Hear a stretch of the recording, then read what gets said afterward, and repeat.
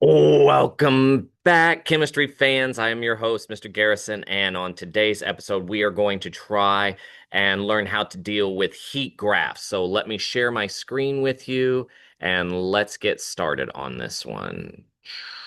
Nope.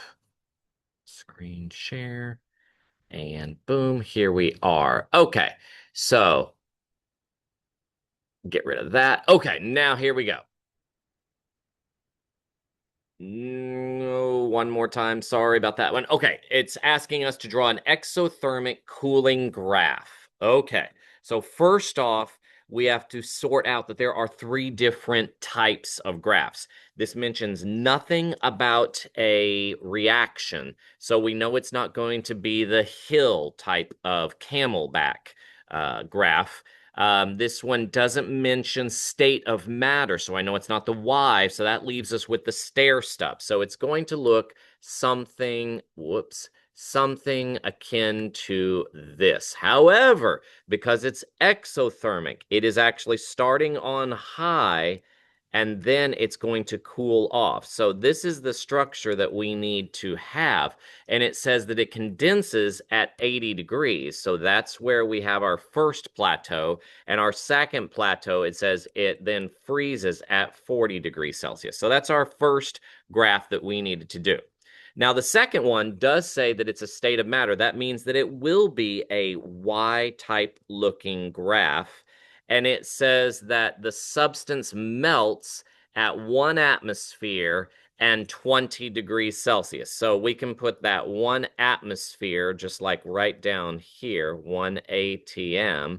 And oh, sorry, I've got that in the backwards. It actually has the ATMs on top on the y-axis. Hold on, let me flip this. So these do flip. So my pressure's over here. So at 20 degrees and 20 degrees and 1 atmosphere. So we'll put the 20 degrees down here and we'll put 1 atmosphere right here. So 20 degrees. So we'll just make that as one of our points.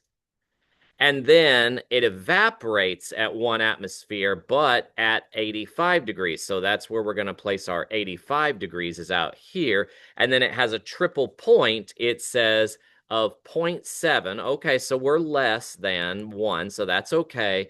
And 45 degrees. Well, that's not quite so good. So it should have been somewhere over here. So let me do a little course correction on my graph here. So it should, whoops, let me undo that.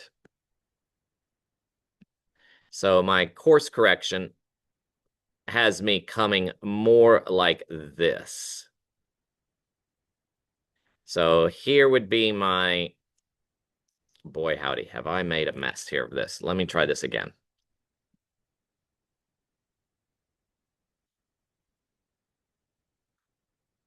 So here is my 45 degrees, and it's at the same triple point of 0.7.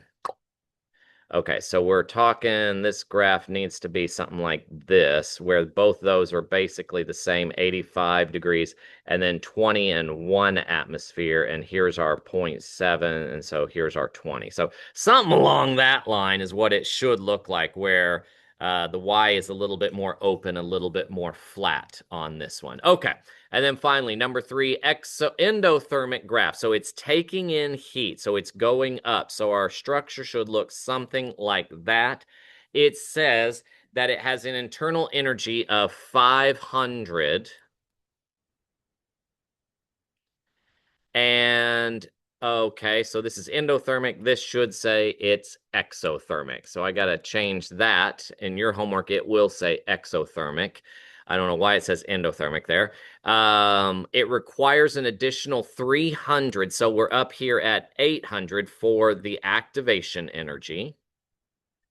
And then it releases, the difference is 200. So exothermic, so this is endothermic, and so so it I don't know.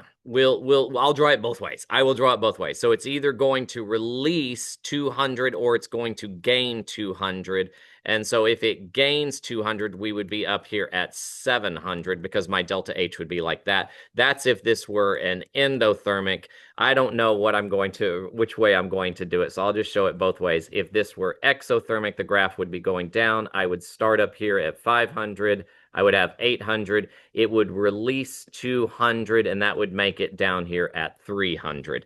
And so I've got it both ways now. So hopefully you'll be not so surprised when you see it one or the other way. So thank you very much for watching, and I will see you very soon in class. Farewell. Bye bye.